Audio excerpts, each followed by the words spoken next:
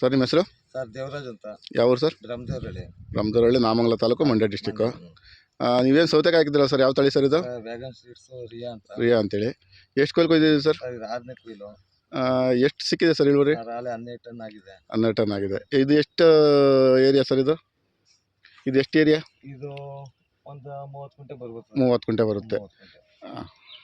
ಇನ್ನು ಒಂದು 15-20 ton ಕೊಯ್ಬೋದು sir. ಕೊಯ್ಬೋದು.